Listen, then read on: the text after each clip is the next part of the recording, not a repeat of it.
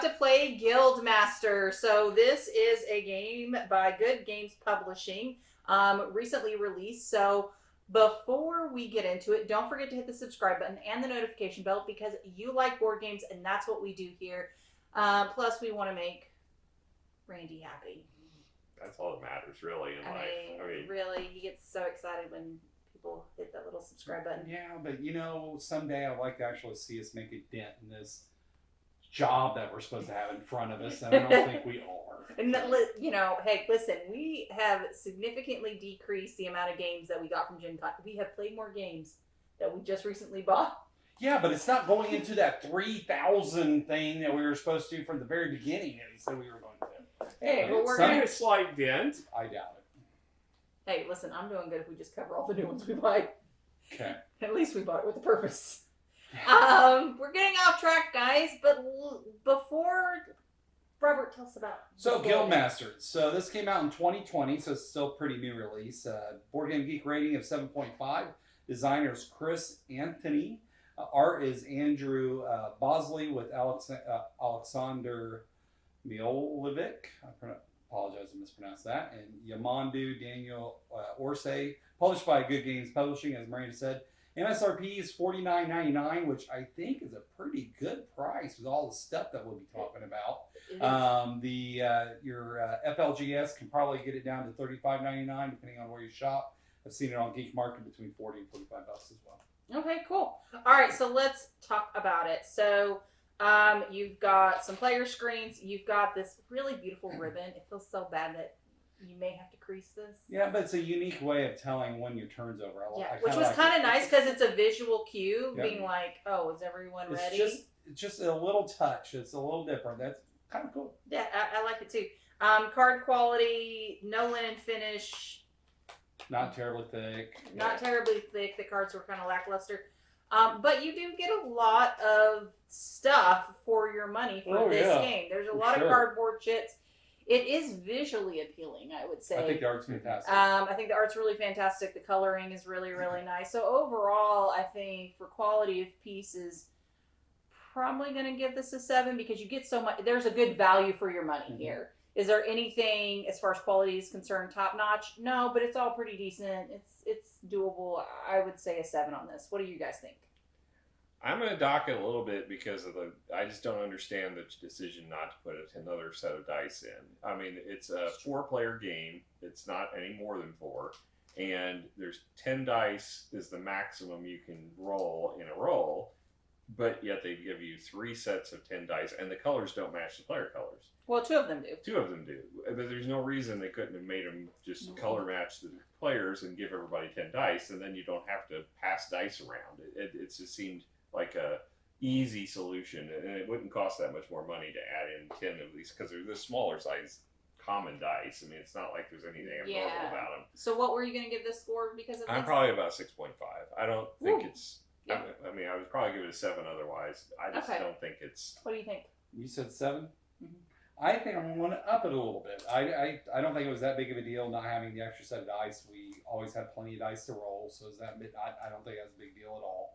So I think I'm going to give it a 7.5, a little bit higher, because I think the quality of the art, even though that's more theme, but it's still the quality of the art's really good. The card stock's not terrible, but you get a ton of stuff. I mean, for value of money, this is good. I mean, I can't complain too much about it, and for only $50, it's pretty cool. Yeah, I agree with that. All right, so let's talk about themes. So I'm jonesing on this theme. So basically, you're part of a guild.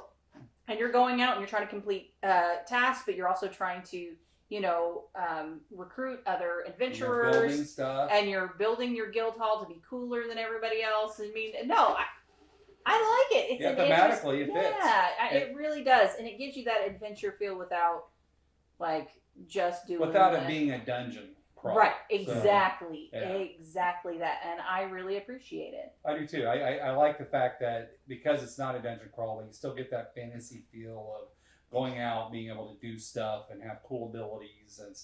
It's a really neat twist on it, I think. It's a little different. I haven't seen a whole lot. Well, and you know what? It's an interesting deck builder as well. Because it's really what that is. We kind of didn't talk about the mechanics. It's not really a deck builder. I mean, you have your entire deck in your hand every turn. So But you are adding. it's a to hand it. But you builder. are adding. Yeah, you're adding cards, but it's not. But it's not Okay, like a hand builder then? I don't Yeah. know. No, but I think it's very interesting. It's one of the reasons why I'm super excited about Crossroads, which is on GameFound right now, or Crossroad Ends, that's what it is, because you get that fantasy feel without, being a dungeon delve. So it was kind of like, oh look, yay! Yeah. So I was really kind of excited about it. What did you think, Randy, about the theme? I'm less interested in the theme than you guys are. I mean, I think it was interesting for this game, but it's not my cup of tea per se. I don't mind role playing type atmosphere, Dungeons and Dragons type fantasy. It's not my favorite. Yeah, I've noticed you really dig space versus. I like the space ones. I like pirates. I like Westerns. Westerns. There's a lot of things I enjoy way more than this. But if it's the right game. I mean. This is by the same company that made published the Unfair. Okay. And I like that theme way more. Right. But I knew this was something you would enjoy thematically. That's why I picked it up. So give it a score, though, guys. Give it a score. Theme. What you got? I think it's a solid 8 for theme. I agree. 8's a good for this on theme. What do you think? I could probably get my arm twisted to an 8. The art is okay. All right, fine. I'll put. It's not. I mean, again, it's not my cup of tea, but I mean, it does incorporate into the gameplay, and I do. It does. I do like the way it mechanically works, and it's visually appealing too. Yeah, it's okay. I'm not super excited about it. I think the art. Well, plus like the player screen. Well, the character art in particular. I like really the player nice. screen art. The player screen art. I mean, you're literally so it's your guild hall. I mean, I love it. I love the art on this. Yeah, those are very nice player screens. And that's their cheat sheet, guys. It has everything you need. And this is the perfect time to go into rules, because this is where I always grade the rules, right? And it had everything I needed. Very descriptive. I was good with this, so I am expecting a very high score on rules. You may or may not get that. I don't know. Okay, well, it's for me, I get it. It's a 24-page rule book for the main rule book. And they also have a quick start guide, which is, as far as what a quick start guide, I wouldn't call 12 pages, which is what it is, quick. But it's more of I would say this is more of like a learning round book where it gives you a physical setup of the game and you play through basically a round of the game is what this start guide is. You get specific cards you're supposed to put out, and you're supposed to play them exactly the way this does. So it teaches you how to play around. They did that. What's that other game that we played that had that similarity? Oath, right? Oath did that as well, teaching you by literally telling you what to do for the first couple of rounds. And quite a few games do that, and I like that. For the most part, I think it's helpful, especially with solo rules. Yeah, I mean, honestly, though, it's like when you do that, I would rather just watch another YouTube channel do that startup.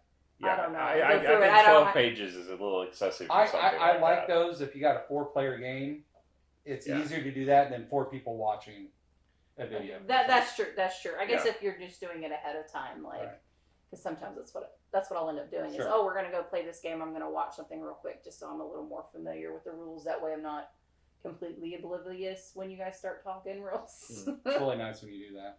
Oh, know what I'm doing? It works out well. Yeah. So this, like I said, the main rule book is 24 pages, and it was a slow read.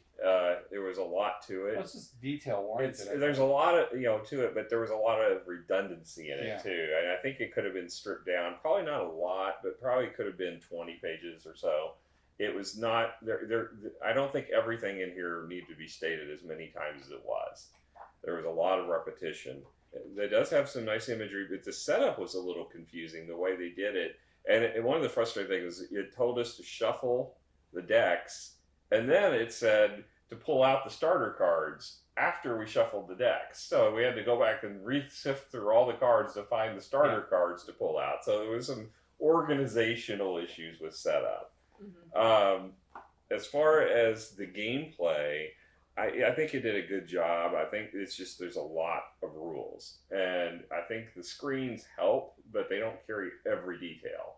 So as long as you get if somebody gets through the detail of it, this will help keep which is what the main function of a screen or a cheat sheet's supposed to be. And I do like the fact that it gives you the upgrades on the cheat sheet. So you don't have to sit there and look and give ideas to other players what action you're going to take, because that's one of the problems sometimes you see in games. Well, where and then the icons are on one side, kind of reminding everybody what the different icons are, which is very nice to see on a cheat sheet.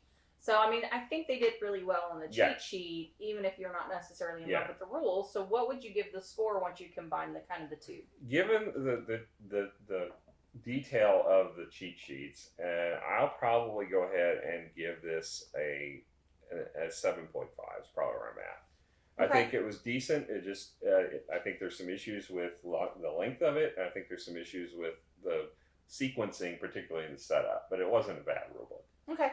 All right, so let's talk about gameplay, shall we? So gameplay is we have these boards here. Sorry, I'm like... Yeah, sorry. Just reach across from me. All right, so you actually have two boards. Each player does. You have this one, which is your order board, and another one, which is where your upgrades are, where your building kind of is. So basically, you'll notice there's 4 quadrants, order 1, 2, 3, and 4. So you'll put this behind your player screen. And then you have your hand of adventurers that you either start out with or eventually accumulate over time. And you decide, looking upon the board, what you want to do.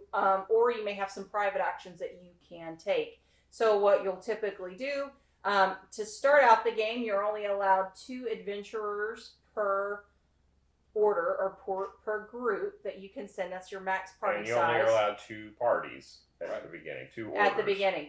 And so for an example, so I have this set here. This one, it has 2 acts. This one has a 3 acts and some other stuff, but I can put them together and that's 5 acts. And that's a pretty good starting out hand. So I may see, oh, look, contract number 5 has, 15 axes. Okay, so I'm like, okay, that's averaging about 3 a dice. That's actually where I need to be. So I'm going to put that here. I'm going to pick that deck over here. We have another deck. So we're going to go find the number 5. Ah, there it is. And we're going to put it hidden on there. Now we're going to do this again. So, oh, look, I've decided that, it's the beginning of the game. I want to hire somebody. So then I'm going to take an A. A is fine. All right. And then once I'm done, I'm actually going to put my little ribbon on to let everyone know that I've decided what I'm going to do. Once everyone else is done, then you're going to reveal. Okay? And then we go from this side of the board out. So we say, does anyone have any build actions on order 1? Okay? And if there's no builds, then we're going to say, okay, are there any A, B's, and C's, D's, and E's? And if there are, then you go in A, B, C. You go in that order, and then you actually go to the contracts. In my case, it'd be 5. So let's say I'm going for a contract. Okay, I have a total of 5 dice. Woo. I don't know why I'm doing that. I have dice right here. So I have 5 dice, so I'm going to roll these 5. All right, and so then I'm going to do a count. So I have 23.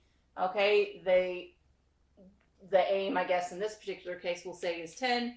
So I've completed this contract. So this contract gives me gold, gives me fame, and then it has a bonus action down below. Now, say if Robert over here also decided that he wanted to do 5 contract as well. And in fact, he also has some axes.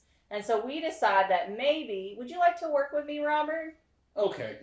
All right, cool. So they have to negotiate what agreement they want to make as far as how they're going to divvy up. Yeah. And then if they get to vote whether they're going to cooperate or compete. Yeah, so in this particular case, it says you may hire 1 builder for free and use them immediately. I'll tell you what, Rob, why don't you take the bonus action and I get the gold, but then we both get the...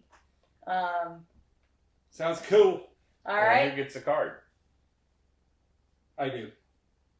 Well... Yeah, I do. Yep, I do. And you can make deals. I'll give you 2 gold, and you can make any arrangements you want. To how to settle this. Yeah. And the worst part is that she could totally I've changed my mind. I'm not going to tell Robert, and then she can flip her chip over to the other side. I don't like the fact that you were going to take that contract card for me. Yeah. And so then she changed her mind, and I didn't know it until it's too late. And then you secretly vote, and then you reveal. And if anybody has a fist at that means they are going to go compete for it. So if we were working together, I would roll my 5 dice. And I would roll however many I got. Yeah, and so we'd say add he 'em rolled up. 3 and we add them up to see if we got it, which in that case we would have. Or we could decide to fight it. Now, It goes actually it first? adds to the compete always goes first. Yes, that's So, why I would roll. If he competed and you cooperated, then he would roll first. But whatever your dice count, you would add to the difficulty level. Now, of what the if we card. both did compete? If you both did compete, that's a good question. I assume you would have a roll off. We never actually had that happen. Yeah, the tiebreaker for that was a roll off. Oh, on skill level? So you would choose your best skill, and you would get that many dice, and you roll, and whoever wins gets to go first. Okay, cool. And then then you roll the dice, see if you get it. If you didn't go, it goes to the next person to see if they can roll and manage that. Yes. And then whoever has the highest die roll, we win. Yeah. Between two. Okay. That is very similar to how if there are other ties within choosing, for example, when you go to the build action, you're going to do a skill roll off, and whoever has the highest skill roll off will get to build first. And then the same thing with Except for adventurers. it's most Adventurer's money is first. Yes, so adventurers whoever is paid money. the most or bid the most to pay for that. Because Yeah. the negative side effect is you lose all your money, even though it may have only would have cost you 6 to buy the adventure. If I gambled 12 and Randy gambled 7, I'd lose all 12, but I get the adventure. right. So yes, I think that's all the different actions.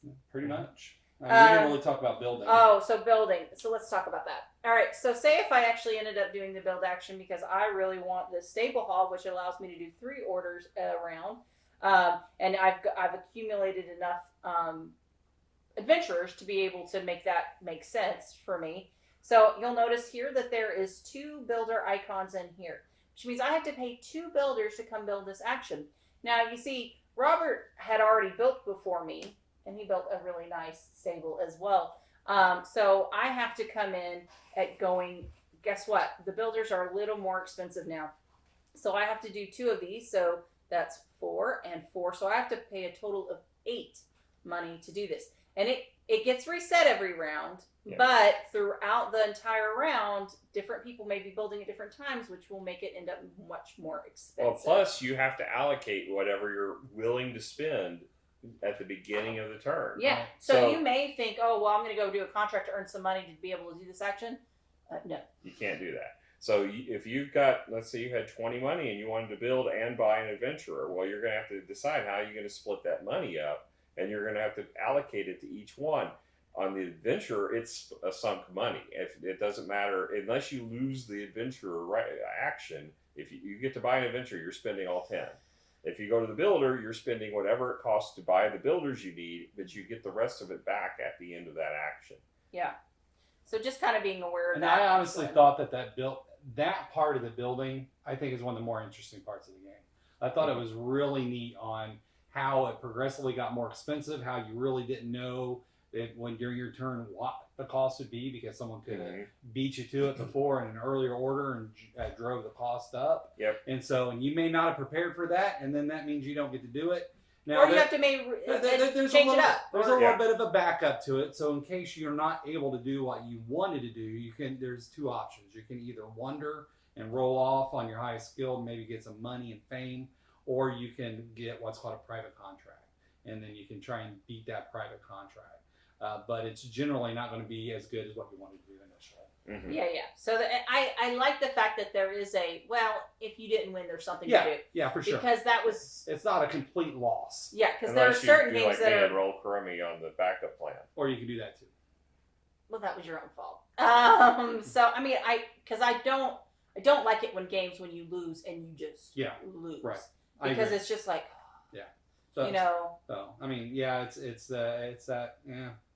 You're walking away with a pack of gum instead of the thing that you really wanted. But right, the bag of chips. But at least you got a pack of gum instead of the bag of chips, which is fine. I think that's fine. I think it's just not consolation prize. That's what I'm saying. Yeah. There's one mechanic we didn't discuss, and that's the turnarounds. This is Oh, probably the the most phases, confusing part of the game, and my least favorite part of the game. I like I'm fine with it. So it starts out, the game starts on the partial moon, and then each round it's going to flip. So the next turn it'll be a full moon, then it goes back to the partial moon, And every third round, there's a blood moon on top of that, which basically is a reset. It wipes the board and clears out all the non-purchased adventurers and all of the face-up contracts and resets it to fresh contracts. The thing is the cards, the adventurers themselves, have special abilities that trigger based upon moon conditions. And some of them have the sun condition, which means it always triggers. Right. But you can get really hosed, like I did, where I didn't pay attention to the moon cycle, and it ended up costing me. Anticipating to do the ability. Right. I bought something with it because I thought I had a 2 money discount, and I put enough money in there to have 1 extra. It ended up being 1 short because the moon cycle was the wrong moon cycle. Well, that's something you got to pay attention to. Yeah, and I liked it. I liked it because it added a little bit more strategy to it. You know, what cards do I play in what order during what phase of the moon? It really can drastically change what you want to do each round.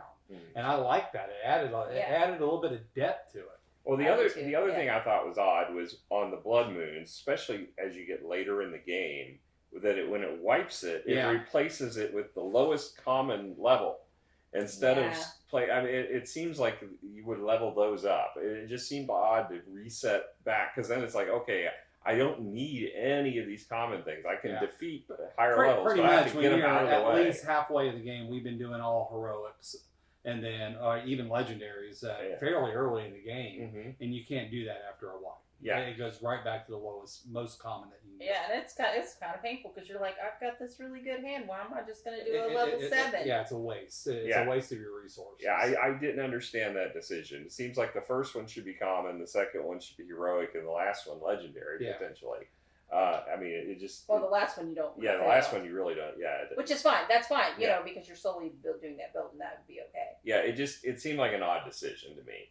And it can be, because if you get rid of all the commons by the time you get there, then it doesn't matter because you'll be playing the heroics anyway. Yeah, but I think if you're stuck on the commons, I feel like we stayed a little too safe. We stayed with the commons a lot longer than we should have. And I mean, I don't necessarily you would run through them if you did it the right way. Like if you did it at what. Now that we're more comfortable with the game, what we could do. Yeah, it felt like an odd mechanic. Odd, yeah. I don't think it's detrimental. I don't think it hurt the game too terribly bad, but it probably slowed it down because if we got to the higher level cards, it would have sped it up a little bit, made it a little bit more interesting. Well, and that may be why they did it. Maybe they needed to slow it down just a touch. So, all right, so overall, let's give it a score. I really like the game. I like the theme. I like the artwork. I had fun playing it. I thought it was a good experience at the table overall, where we were joking around a lot, enjoying what the card abilities were. The competition part of it wasn't brutal, but it was just enough that kind of made it hurt on a couple things. I really liked that. So I think it's a solid game. I want to give it an 8. Okay, what about you, Randy? I'm probably more of a 7.5. I think is where I'm at. I liked aspects of it. I didn't like others. And given the other games we played today, I think my favorite one being Grindhouse of the 3, it was an 8. I think this is probably a 7.5. Well, so we just ended up reviewing Cryo. Good job. Hey, I worked hard on that one. So we just got finished with that. I ended up giving that an 8. I had more fun playing this, even though the other one was more of the engine builder that I kind of liked. So I gave that one an 8. So I'm going to have to give this one a little bit higher at 8.25 because I do like this one. I had more fun. I had more fun at this one. And it's, so it's like the game mechanic wise for the other one, I think was a little bit more up my alley, but at the same time, I just had a lot of fun with this one. So I do think it just a smidge bit higher. So any other comments before we say goodbye to these wonderful folks? Nope. Hey, we hope to catch you guys later, okay? Bye. Bye.